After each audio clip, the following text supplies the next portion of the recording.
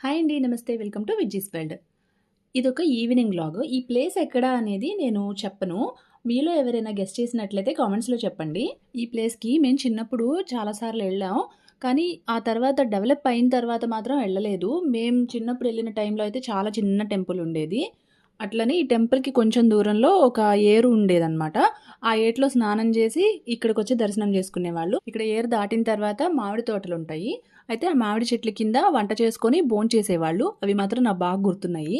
ఇక్కడికెళ్ళాలంటే విజయవాడ నుంచి 65 కిలోమీటర్స్ దాటిన తర్వాత ఒక ఫ్లైఓవర్ ఉంటది. ఆ ఫ్లైఓవర్ ఎక్కకుండా దాని పక్క నుంచి సర్వీస్ రోడ్‌లో నుంచి ఎళ్ళాలనమాట.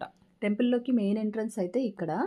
మనం మొబైల్స్ అట్లా ఏమైనా తీసుకెళ్ళినా గూడా ఇక్కడ పెట్టేసుకోవచ్చు. మేము ఈ ప్లేస్‌కి మా కొత్త చుట్టాలతో వచ్చామనమాట. వీళ్ళే మా వాళ్ళు. ఇప్పుడు మేమంతా ప్రదక్షిణ చేసేసి లోపలికెళ్తాం. ఇక్కడ ఎంట్రన్స్ దగ్గరే సైడ్‌కి సెల్ ఫోన్‌లు పెట్టుకోవడానికి ఒక కౌంటర్ ఉంది. అట్లానే మనకి టికెట్ తీసుకోవాలన్నా గూడా బయట ఒక కౌంటర్ ఉంది. లోపల ఒక కౌంటర్ ఉంది. ప్రసాదానికి కూడా అట్లానే. రీసెంట్‌గా మ్యారేజ్ అయిందని చెప్పాను గదా! మా ఫ్యామిలీలో. అయితే ఈ పెళ్ళికి షాపింగ్ అని అలా ఎండలో తిరగడము, ఇంకా బాగా టైర్డ్ అయిపోయామనమాట. అందరి మొహాలు బాగా టైర్డ్‌గా తెలుస్తున్నాయి. గుడికి 4 వైపులా 4 గోపురాలున్నాయి. చుట్టూ ఇట్లా విశాలంగా రోడ్ ఉందనమాట. మనకి మంచిగా ప్రదక్షిణాలు చేసుకోవడానికి కూడా షెడ్స్ అవన్నీ వేసేశారు.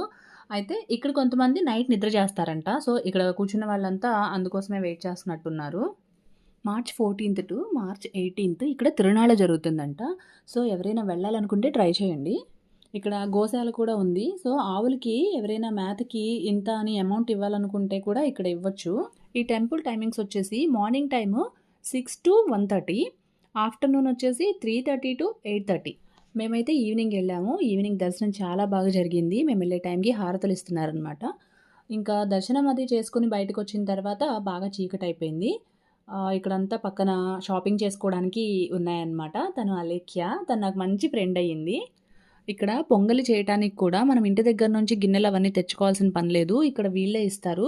యాక్చువల్‌గా నా చిన్నప్పుడు కుండలో పొంగల్ చేసేవాళ్ళు ఇక్కడ పక్కనే కొనుక్కొని. సో, అవి ఇప్పటికీ కంటిన్యూ అవుతూనే ఉంది. ఇక్కడ షాపింగ్ చేసుకోవడానికి చాలా స్టాల్స్ ఉన్నాయి. ఇట్లా షాపింగ్ చేసుకుంటూ అలా ముందుకెళ్ళామంటే అక్కడ కొంచెం దూరం వెళ్ళిన తర్వాత ఏరొస్తదనమాట. అయితే బాగా చీకటయిపోయింది గదా! సో, మేమింకా అటువైపు వెళ్ళలేదు. ఇక్కడ ఒక ఫ్యామిలీ అయితే మంచిగా భోజనాలు అవన్నీ ఏర్పాటు చేసుకొని హ్యాపీగా ఎంజాయ్ చేస్తున్నారు. ఇంక మేము ఇక్కడి నుంచి రిటర్న్ అయిపోయాం. ఈ స్మాల్ వ్లాగ్‌ని ఇక్కడితో ఎండ్ చేసేస్తున్నాను.